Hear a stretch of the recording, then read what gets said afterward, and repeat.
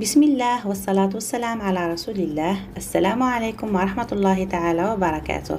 صباح الخير عليكم البنات، وش راكم؟ ان شاء الله تكونوا كامل بخير وعلى خير. في الفيديو تاع اليوم جبت لكم تشكيلة هايلة من قنادر القطيفة كما وعدتكم في الفيديوهات السابقة. ان شاء الله ينالوا اعجابكم، ومازال راح نحط لكم دي موديل هايلين فيما يخص قنادر القطيفة او مجال الخياطة بصفة عامة كما عودتكم مع زوايا من بيتي.